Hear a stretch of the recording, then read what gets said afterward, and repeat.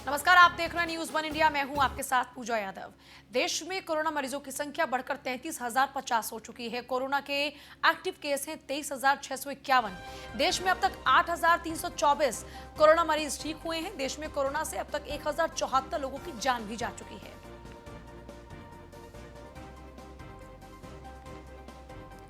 देश में अब तक 8,324 कोरोना मरीज रिकवर हुए हैं, लेकिन वहीं 1,074 लोगों की जान भी इसी कोरोना के चलते अब तक जा चुकी है। लगातार आंकड़ों में इजाफा हो रहा है। कोरोना का ग्राफ दिन ब दिन तेजी के साथ में बढ़ रहा है। सरकारों की ओर से तमाम प्रयास किए जा रहे हैं। लॉकडाउन भी लगातार जारी है। इस बीच राज्य सरकारें अपने स्तर पर प्रयास कर रही हैं, केंद्र अपने स्तर पर प्रयास कर रहा है। लगातार पूल टेस्टिंग पर जोर दिया जा रहा है, क्योंकि इस वक्त सबसे जरूरी है पूल टेस्टिंग, ताकि ज्यादा से ज्यादा लोग आइडेंटिफाई हो पाए कि कौन से लोग कोरोना पॉजिटिव हैं, ताकि उनका उपचार हो सके और बाकी के लोग उनके संक्रमण से बच सके। इसलिए आंकड़ों में इजाफा हो रहा है और इस पर पूरी नजर बनाई जा रही है लगातार। और पल पल की अपडेट्स के साथ साथ आगे का रोड मैप क्या हो, इसको लेकर भी चर्चाएं चल रही हैं। पिछले 24 घंटों में ही 630 मरीज ठीक हुए हैं। स्वास्थ्य मंत्रालय की ओर से यह आंकड़ा जारी किया गया। मरीजों के ठीक होने की दर है 25.19%, लेकिन आंकड़ा वहीं 33,050 का है।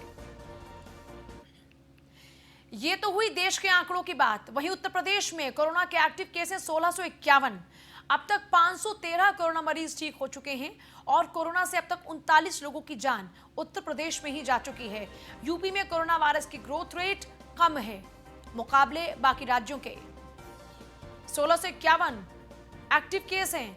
यूपी में अब तक 513 मरीज ठीक भी हो चुके हैं। आंकड़ा भले ही 3,000 पार कर चुका हो, लेकिन एक्टिव केस कम है। 54 जिलों में कोरोना के एक्टिव केस हैं। देखिए, कल ये आंकड़ा 60 था, लेकिन अभी 6 और जिले मुक्त हो चुके हैं इस वक्त कोरोना के संक्रमण से। यूपी में अब तक 513 कोरोना मरीज ठीक हुए हैं। कोरोना से अब तक 39 लोगों की जान जा चुकी है।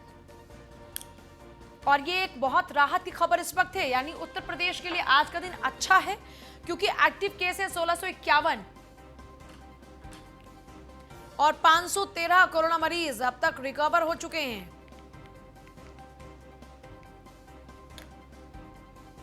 उनतालीस लोगों की जान उत्तर प्रदेश में जा चुकी है। तो यूपी के 54 जिले इस वक्त प्रभावित हैं। 1651 एक्टिव केस है।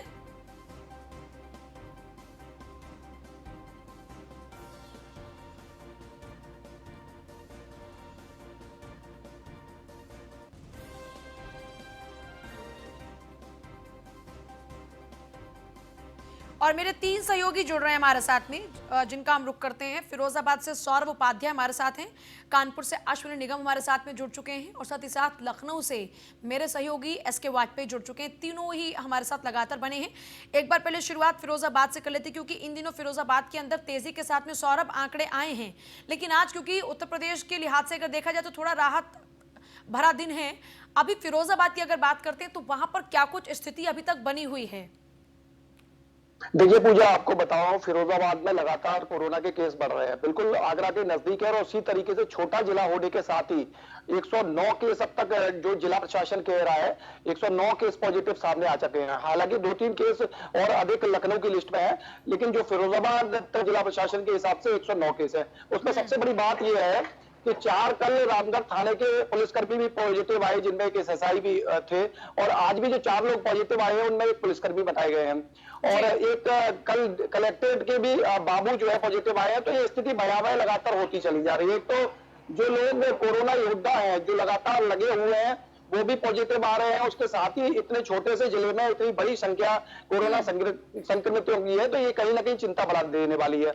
और हालांकि जो नोडल अफसर भेजे गए हैं लगातार मीटिंगें कर रहे हैं, या लगातार पर डे मीटिंग ले रहे हैं, लेकिन ये स्थिति जो है बिल्कुल नियंत्रण में नहीं हो रही और हालात इतने भयावह हैं। आप समझिए कि जिन महिलाओं की डिलीवरी हो रही है, कई ऐसी भी डिलीवरी हुई है कि वो उसके बाद संक्रमित पाई गई है या उससे पहले पाई गई है, तो वो नवजात शिशुओं को भी उनसे अलग कर दिया गया और उनको क्वारंटाइन जो है आइसोलेट किया गया है, बच्चे को क्वारंटाइन किया गया है। इस तरीके की स्थितियां जो यहाँ बनी हुई हैं, वो वास्तव में आदमी को भयावह कर देने वाली है। स्थितियां लगातार बिगड़ती जा रही है। पूजा, मैं आपके पास वापस लौट रही हूँ और मैं अब रुक करूंगी एसके वाजपेयी का, क्योंकि अब सवाल सत्ता से हो रहे हैं।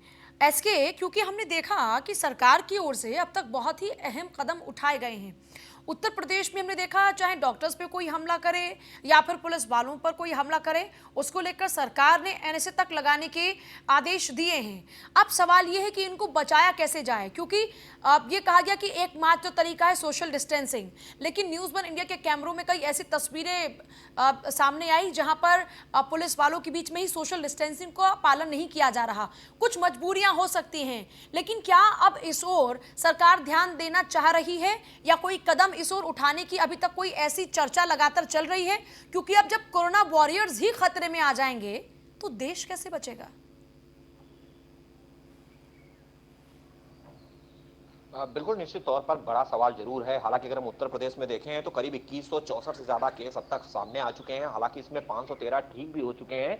लेकिन अगर हम कोरोना वॉरियर्स की बात करें तो सरकार उनकी सुरक्षा को लेकर लगातार चिंतित है। मुख्यमंत्री प्रतिदिन इस बारे में निर्देश जो अपने टीम 11 है उनके अफसरों को दे रहे हैं कि चाहे वो डॉक्टर्स हो, पैरामेडिकल स्टाफ हो या बाकी के जो नगर निगम या सफाई कर्मी, जो भी अन्य विभागों के अफसर जो क्वारंटीन कराने में लगे हुए हैं, उनकी सुरक्षा सुनिश्चित की जाए। उसके लिए जो भी संभव कदम है वो संभव कदम उठाया जाए, चाहे वो पीपीई किट हो, ग्लव्स हो या बाकी की जो चीजें हैं, मास्क हो, जो उनको दिया जा सकता है वो उनको दिया जाए। सोशल डिस्टेंसिंग का पालन करने की बात कही जाए। लेकिन कहीं ना कहीं इस तरीके की तस्वीरें भी प्रदेश से आई हैं, चाहे वो पुलिस अफसर हो या बाकी के विभाग के अफसर हो, जो सीधे तौर पर इस बीमारी से जुड़े हुए हैं, जो लोगों को क्वारंटीन करा रहे हैं या उनको आइसोलेट करा रहे हैं, उनको दवाइयां दे रहे हैं या उनके घर पर जाकर चेकिंग कर रहे हैं। ऐसे लोग लगातार हमने तस्वीरों में देखा है, जो तस्वीरें न्यूज़ वन इंडिया ने भी कल दिखाई थी, तो उसमें ये सोशल डिस्टेंसिंग का पालन नहीं हो रहा है। हालांकि सीएम योगी आदित्यनाथ ने इसको लेकर दिशा निर्देश लगातार जारी किए हैं। कल डीजीपी मुख्यालय ने भी इस पर बड़ा कदम उठाया है। न्यूज़ वन इंडिया ने भी कल खबर चलाई थी। डीजीपी मुख्यालय ने इसके लिए एक इकाई का भी गठन कर दिया है, जिसमें जो भी पुलिसकर्मी हैं जो पूरे उत्तर प्रदेश भर के हैं, उनके लिए एक हेल्पलाइन नंबर जारी किया गया है कि अगर वो प्रदेश भर में कहीं भी तैनात है, अगर उनको किसी प्रकार की समस्या है, मतलब अगर वो किसी गंभीर बीमारी से पीड़ित हैं, तो वो अपनी ड्यूटी ना लगाएं। क्योंकि 25 पुलिसकर्मी ऐसे हैं जो अब तक कोरोना के संक्रमण से संक्रमित हो चुके हैं। उसके बाद डीजीपी मुख्यालय ने ये निर्देश जारी किए हैं कि आप मास्क का प्रयोग करें, ग्लव्स का प्रयोग करें, सैनिटाइजर अपने साथ रखें, सोशल डिस्टेंसिंग करें। साथ ही साथ अगर आपको किसी प्रकार की एडिशनल बीमारी है तो उस बीमारी से बचने के लिए हर वो संभव प्रयास करें जो गाइडलाइन में बताया गया है। जिसको लेकर जो नंबर जारी किया गया उसमें सिपाही जो भी पुलिसकर्मी हैं वो अपनी समस्या रख सकते हैं, अपनी बात बता सकते हैं।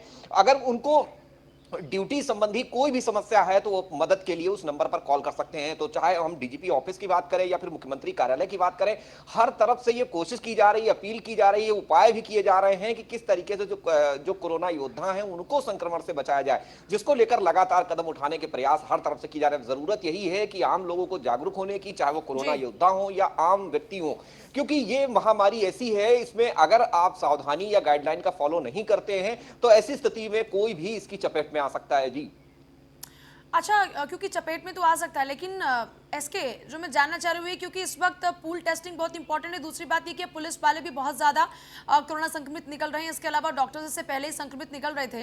अभी इसको लेकर कुछ और भी रोड मैप है क्या सरकार के पास में? क्योंकि लगातार टीम 11 के साथ चर्चा हो रही है, राज्य मंत्रियों के साथ में चर्चा हो रही है आगे के लॉकडाउन को लेकर, आगे के रोड मैप को लेकर, लेकिन इन कोरोना वॉरियर्स को सेव करने के लिए अभी तक क्या कुछ स्ट्रैटेजी है सरकार के पास?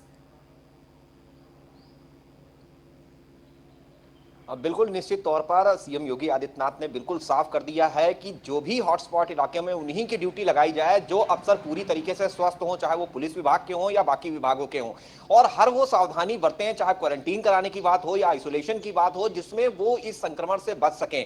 जहां तक ड्यूटी का सवाल है, ड्यूटी पर भी ये चीजें कही गई हैं कि जो भी अफसर ड्यूटी पर तैनात हैं, जो हॉटस्पॉट इलाकों में तैनात हैं या फिर जो भी ऐसे संवेदनशील इलाकों में लगातार भ्रमण कर रहे हैं, ऐसे सभी पुलिसकर्मी और जो दूसरे कोरोना वॉरियर्स हैं वो सभी सुरक्षा उपायों को पूरी तरीके से फॉलो करें। सलाह यहाँ पर है, क्योंकि लगातार आप लोग सत्ता के करीब रहते हैं और आप लोगों की बातें होती हैं। अब यहाँ पर एक सलाह ये भी है कि यहाँ पर कोरोना वॉरियर्स के लिए अब पूल टेस्टिंग बहुत जरूरी है, क्योंकि तब कम से कम ये तो पता लगे कि कौन स्वस्थ है और कौन नहीं। फिलहाल के लिए बहुत शुक्रिया, ये सुझाव जरूर साझा कीजिएगा एसके। फिलहाल आप सभी का बहुत शुक्रिया इस पूरी जानकारी के लिए। यूपी पुलिस ने लॉकडाउन में जीता है जनता का दिल। मथुरा पुलिस ने 1 साल की बच्ची का जन्मदिन मनाया। नेवी में कमांडर अजीत सिंह की बेटी अनिका का जन्मदिन मनाया गया। कमांडर की पत्नी संगीता ने जन्मदिन ना मना पाने पर निराशा जताई थी। कमांडर की पत्नी संगीता ने ट्वीट कर निराशा जाहिर की थी। लॉकडाउन के चलते ड्यूटी पर ही तैनात है कमांडर अजीत सिंह। संगीता के ट्वीट का एडिशनल एसपी राहुल श्रीवास्तव ने संज्ञान लिया। एडिशनल एसपी राहुल श्रीवास्तव के निर्देश पर संगीता के घर पहुंचा केक। थाना गोविंदनगर इलाके के महाविद्या कॉलोनी में रहता है कमांडर का परिवार। मथुरा पुलिस ने केक भेजकर कमांडर की बच्ची के इस जन्मदिन को यादगार बनाया। ये तस्वीरें आप देखिए, इन दिनों पुलिस वालों का जो अलग ही व्यवहार आप देख रहे हैं, ये शायद ही आपने इससे पहले कभी देखा हो। चाहे एक बुजुर्ग का जन्मदिन मनाने की बात हो और उनको अपने परिवार का हिस्सा बताने की बात हो, या फिर अब कमांडर की बेटी का जन्मदिन मनाने की बात हो, क्योंकि देखिए तमाम कोरोना वॉरियर्स अपनी अपनी ड्यूटी पर तैनात है। ऐसे में हमारा ये नैतिक व्यवहार है, हमारी नैतिक जिम्मेदारी है कि हम अपनों के साथ में खुशियां बांटें, लेकिन सोशल डिस्टेंसिंग के साथ, ताकि ना खतरा आपको बढ़े और ना उन लोगों तक।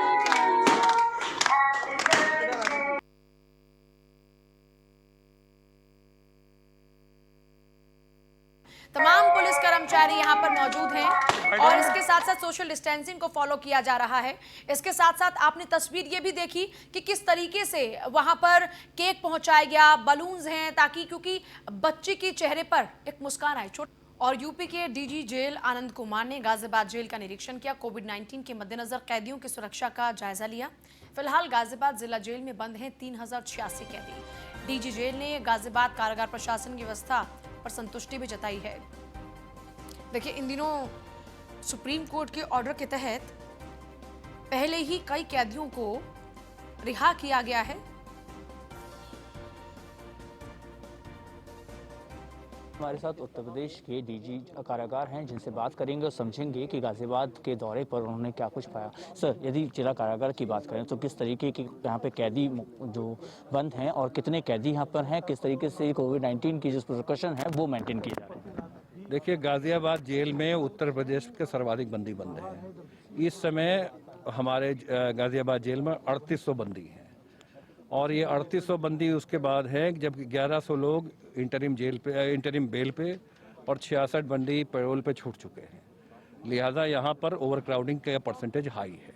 जैसे आपने बताया कि 3800 लोग यहाँ पर बंद हैं और कोविड-19 की जो गाइडलाइंस हैं सोशल डिस्टेंसिंग, क्या 3800 लोगों में वो सोशल डिस्टेंसिंग मेंटेन की जा रही है? यही आपको अचंभित करने वाली बात है कि 3800 की संख्या के बावजूद यहाँ पर 1700-1800 की कैपेसिटी है, लेकिन उसके बावजूद जेल में सोशल डिस्टेंसिंग, फिजिकल डिस्टेंसिंग और जो भी मानक तय किए गए हैं कोविड-19 से लड़ने के, वो प्रिकॉशनरी मेजर्स जो हैं वो लिए जा रहे हैं।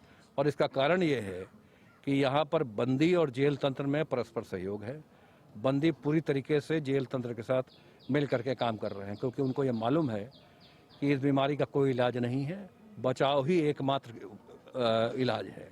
इसीलिए व्यापक सहयोग मिल रहा है। सर, किसी बंदी में यदि कोई सिम्टम्स आते हैं तो उसके इलाज के लिए किस तरीके से व्यवस्था की जाती है और बंदियों से उन्हें अलग रखने की क्या कुछ व्यवस्था की? बड़ा हम लोगों ने व्यापक इसमें स्कीम बनाई हुई है कि कोई भी नया बंदी जो जेल में आता है उसको हमारे यहाँ क्वारंटीन बैरक है जो अलग आता है। मिनिमम 14 दिन तक उस बंदी को हम क्वारंटीन करते हैं। उसका मेडिकल रिकॉर्ड शुरू होता है थर्मल स्क्रीनिंग से। हमारे डॉक्टर हैं, हमारे चिक पैरामेडिकल स्टाफ है, उनका एक रिकॉर्ड मेंटेन करता है। अगर किसी में कोविड-19 के किन सिम्टम्स दिखाई देते हैं, कफ, कोल्ड, स्नीजिंग या बुखार आदि, तो उसको तत्काल आइसोलेशन वार्ड में शिफ्ट किया जाता है और जो सिम्टम्स के आधार पर सिम्टोमेटिक ट्रीटमेंट किया जाता है। सर, क्या गाजियाबाद में अभी तक किसी का सिम्टम्स के आधार पर जांच की गई है या कुछ? एक फॉरेन नेशनल था जिसमें ये सिम्टम्स दिखाई दिए थे और चिकित्सक की राय पर ये आवश्यक महसूस किया गया था कि इसका फर्दर टेस्ट कराया जाए। खुशी की बात यह है कि वो नेगेटिव आया।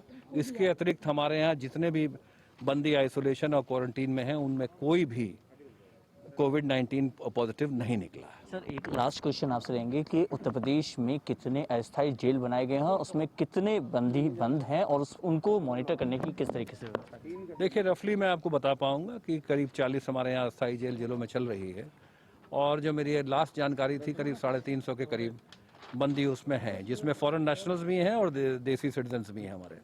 तो चूँकि फॉरेन नेशनल्स पर कार्रवाई फॉरेनर्स एक्ट में, पासपोर्ट्स एक्ट में होती है और उनकी डिमांड होती है, तो उनको स्थायी जेल में न रख के टेम्परेरी जेल में हाउस किया जाता है और उनका फिर वो क्वारंटीन करके उनका इलाज किया जाता है। ये थे हमारे साथ उत्तर प्रदेश के डीजी कारागार, जिन्होंने साफ तौर पर बताया कि गाजियाबाद के जेल के दौरा के दौरान उन्हें लगभग 3800 कैदी हैं गाजियाबाद जेल में, जिनका साथ सोशल डिस्टेंसिंग मेंटेन की जा रही है और सारे ही मानक पूरे किए जा रहे हैं। गिरजन सिंह के साथ गौरव यादव, न्यूज़ इंडिया, गाजियाबाद।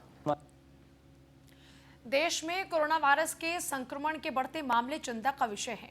ऐसे में गाजियाबाद के एटीएम को ना तो सैनिटाइज किया जा रहा है, ना एटीएम में हैंड सैनिटाइजर रखे हुए हैं।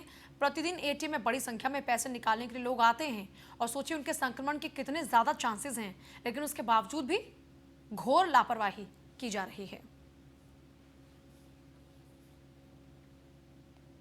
कोरोना जैसी वैश्विक महामारी लगातार बढ़ती जा रही है। वहीं गाजियाबाद में जिला प्रशासन द्वारा कोरोना वायरस जैसी बीमारी को रोकने के लिए तरह तरह के कदम उठाए जा रहे हैं। वहीं आज हम मौजूद हैं, सभी बैंक और एटीएमओं का जायज़ा लिया है। वहीं एटीएम की मशीन के हम यहाँ खड़े हैं। जैसा कि मैं अपने कैमरामैन से गुजारिश करूँगा, ये HDFC एटीएम कार्ड की मशीन लग रही है, यहाँ लोग पैसे निकालने आ रहे हैं। वहीं सबसे बड़ा सवाल पैदा ये होता है कि यहाँ सैनिटाइजेशन की व्यवस्था बिल्कुल नहीं है। हमारे साथ मौजूद हैं अंकल, आपका नाम क्या है? तो जैसा कि अभी आपने पैसे निकाले एटीएम मशीन से, यहाँ पर सैनिटाइजेशन वगैरह की व्यवस्था है? नहीं, यहाँ पर तो नहीं दी गई। आप लोग जब पैसा निकालते हैं तो आप कैसा फील करते हैं? कहीं ना कहीं एक दहशत का माहौल दिक्कत तो लगती है। हमारे 2 ग्लव्स पहन के आए रखे हैं, बच्चे भी घर से करते बोलते हैं पैसे निकाले जा रहे हैं, मशीन होगी पता नहीं, आइडिया नहीं है, तो उन्हें स्पेशली ग्लव्स दिए हैं। तो कहीं ना कहीं एटीएम पे जैसे बैंकों में कोई व्यवस्था करनी चाहिए, होनी चाहिए। अगर बस सैनिटाइजेशन हो तो बेटर रहेगा। जैसा कि अभी आपने देखा, मैं अंदर जाना चाहूँगा और मैं अपने कैमरामैन से गुजारिश करूँगा। ये मशीन है, जिस तरीके से अभी यहाँ उन्होंने पैसे निकाले, उसके बाद हमारे साथ एक भैया मौजूद हैं जो कि यहाँ से पैसे निकाल रहे थे। इनसे भी बात करने की कोशिश करेंगे। आपका नाम क्या भैया? राहुल है। जैसा कि अभी आप यहाँ पर एटीएम में आए हैं, यहाँ सैनिटाइजर की व्यवस्था वगैरह है यहाँ पर? नहीं, सैनिटाइजर तो कुछ नहीं है। पैसा निकालने में सबसे बड़ा दिक्कत है कि पैसे की जरूरत तो सबको पड़ती है, डेली की एक चीज़ है, नीड है, लेकिन यहाँ तो कुछ व्यवस्था नहीं होने के कारण डर भी रहता है कि पता नहीं इसमें वायरस है कहीं ना कहीं बैंक और एटीएम मशीन जो है कहीं ना कहीं गाजियाबाद में लगातार आंकड़े बढ़ रहे हैं कोरोना वायरस से संबंधित। वहीं ये सेंटर बन सकते हैं क्या, आपको लगता है? सेंटर तो ऑलमोस्ट बन ही चुका है जहाँ तक मुझे लगता है, क्योंकि हमारे बगल में जो सेवियर पार्क सोसाइटी पहले से सील था और ये जो गुलमोहर भी है सुनने में आ रहा है, वहाँ भी एक बैंक क्लर्क थे PNB में, उनको भी हो गया है। तो दहशत का माहौल तो हो ही गया है यहाँ पे। जैसा कि आप देख सकते हैं, लगातार लोगों में एक संकट का माहौल पैदा है। जैसा कि बैंक और एटीएमओं में लगातार लोग आते हैं, अपनी ज़रूरत की मर्यादा के पैसे निकालते हैं। वहीं सबसे बड़ा संकट उनकी ज़िंदगी पे ये मंडरा रहा है कि कहीं ना कहीं गाजियाबाद में बैंक और एटीएम में सैनिटाइजेशन की व्यवस्था ना होने से कहीं ना कहीं ये एक हब ना बन जाए कोरोना वायरस का। इस पर प्रशासन को सख्त से सख्त ध्यान देना चाहिए। कैमरामैन के साथ अभिषेक पंडित, न्यूज़ 1 इंडिया, गाजियाबाद। गाजियाबाद में 2 दुकानों में भीषण आग लगी। रोमन स्पोर्ट्स और विकी इलेक्ट्रॉनिक्स में यह आग लगी है। गाजियाबाद की कोतवाली घंटाघर के बजरिया में यह हादसा हुआ है। हादसे की वजह बताई जा रही है शॉर्ट सर्किट। रोमन स्पोर्ट्स और विकी इलेक्ट्रॉनिक्स में आग लगी है और ये तस्वीरें आप देख रहे हैं। दोनों ही दुकानों से आग की लपटें और धुआं निकलता हुआ, जिसके बाद यहां पर आग को बुझाने के तमाम प्रयास किए गए। कोतवाली घंटाघर के बजरिया में यह हादसा हुआ है, जहां पर 2 दुकानों में आग लग गई और चारों तरफ अफरा तफरी का माहौल।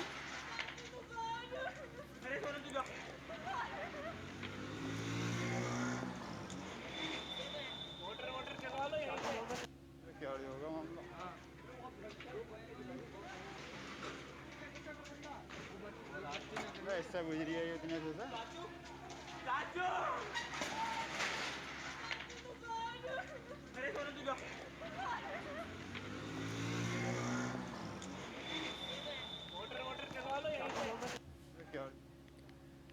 और उस बीच बड़ी खबर गौतम बुद्ध नगर से आ रही है। दादरी में सरकारी एम्बुलेंस मरीज को सड़क किनारे ही फेंक कर गायब। सड़क किनारे तड़पता रहा बीमार शख्स। राहगीरों की सूचना पर स्वास्थ्य विभाग और दादरी पुलिस मौके पर पहुंची पुलिस और स्वास्थ्य विभाग की टीम ने मरीज को दूसरी एम्बुलेंस में अस्पताल भेजा। टीबी का मरीज है पीड़ित शख्स। गौतम बुद्ध नगर से बड़ी खबर है। देखिए, इन दिनों ऐसी भी तस्वीरें सामने आ रही हैं। टीबी का मरीज है पीड़ित शख्स, जिसको सड़क पर ही बीच में छोड़कर एम्बुलेंस वाले चले गए। दादरी में ये तस्वीर जरा देखिए, बहुत ही दुखद है, जहां पर आखिरकार जो राहगीर यहां पर थे उनकी सूचना के बाद में इस मरीज को अस्पताल पहुंचाया गया दूसरी एम्बुलेंस के जरिए। मरीज को सड़क किनारे फेंककर ही सरकारी एम्बुलेंस गायब हो गई। जरा हालत देखिए इस शख्स की। मरीज को सड़क किनारे फेंककर ही सरकारी एम्बुलेंस फरार हो गई। सड़क किनारे तड़पता रहा ये बीमार शख्स। मरीज को सड़क किनारे फेंककर गायब हो गई सरकारी एम्बुलेंस।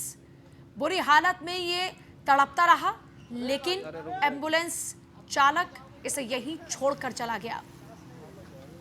इससे ज्यादा दर्दनाक तस्वीर और क्या हो सकती है? ललित पंडित हमारे साथ, हमारे संवाददाता हैं। ललित, ये कोई पहली तस्वीर नहीं है, इससे पहले भी ऐसी तस्वीरें सामने आ चुकी हैं जहां पर एम्बुलेंस चालक इस तरह बीच रास्ते में ही मरीजों को छोड़कर रफा दफा हो जाते हैं। इस तरह के मामलों से निपटने के लिए अभी तक प्रशासनिक स्तर पर क्या कुछ कदम उठाए जा रहे हैं और इस मामले में क्या कुछ ज्यादा जानकारी आपके पास? जी बिल्कुल, ये दादरी का मामला है जहाँ पर एक सरकारी एम्बुलेंस जिसमें एक टीबी का मरीज, जो एक बुजुर्ग 50 वर्ष का मरीज है, उसको रास्ते पर छोड़ करके गायब हो जाती है। जिसके बाद में राहगीरों के द्वारा पुलिस को और स्वास्थ्य विभाग को सूचना दी जाती है, जिसके बाद पुलिस और स्वास्थ्य विभाग की टीम मौके पर पहुंच करके फिर दूसरी एम्बुलेंस बुला करके उस मरीज को जिम्स अस्पताल में भेजती है। लेकिन यहाँ पर एक बहुत बड़ी लापरवाही स्वास्थ्य विभाग के सामने देखने को मिली है, जिसमें कि एक मरीज जो कि काफी बुजुर्ग भी है और एक बीमारी से पीड़ित भी है, उसको बीच रास्ते पर छोड़ करके इस तरह से एम्बुलेंस चालक भाग जाता। तो इसमें अभी तक स्वास्थ्य की तरफ से हमने बात करने का प्रयास किया, तो अभी तक इसमें कोई भी ठीक है, बहुत ही शुक्रिया आपका फिलहाल तमाम जानकारी के लिए।